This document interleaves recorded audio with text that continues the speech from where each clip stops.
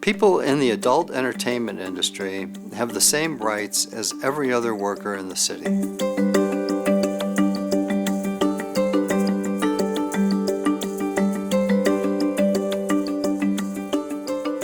Strip clubs, along with bars and restaurants, are two industries where minimum wage violations are extremely common. Historically marginalized and vulnerable employees work in these industries, and they are preyed upon by managers and business owners who take advantage of them. In 2023, we proactively began investigating strip clubs across Denver. Our team contacted these strip clubs and their workers for information related to wages. The further we investigated, the more we learned and the more evidence of wage theft emerged. Eventually, 3 strip clubs refused to provide records. In order to acquire these records, we issued subpoenas against Diamond Cabaret, PT Show Club, and PT Centerfold. The subpoenas sought copies of contracts between the clubs and dancers, contact information for dancers, and records of payments made to and received from dancers. Last year, City Council gave us subpoena power as a tool in our wage investigations to collect the information we need to protect workers. The first time we used this power was against these strip clubs. The clubs challenged the subpoenas and claimed they were overly burdensome, sought confidential information, and fell outside of Denver Labor's authority.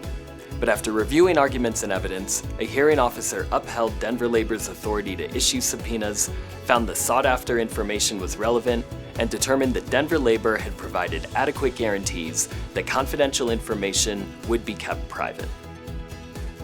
Meanwhile, Denver labor investigators like me have been looking into other potential wage violations at Diamond Cabaret and Rick's Cabaret strip clubs. In February 2025, we issued wage determinations involving both of these businesses. We found the strip clubs owed nearly $14 million in restitution and penalties. They illegally stole tips from workers, and they exercised questionable workplace practices involving their staff, such as requiring entertainers to pay a fee of up to $93 each shift just to work. This is an extraordinary case, and unlike any other my office has conducted, due to the amount of wages stolen and the strip club's overbearing employee rules. My team spent months speaking with workers and collecting documents. Despite strip club ownership not complying with our requests, our investigators were not deterred. We found Diamond Cabaret and Rick's Cabaret misclassified entertainers, also called strippers or dancers, as exempt from wage and hour laws.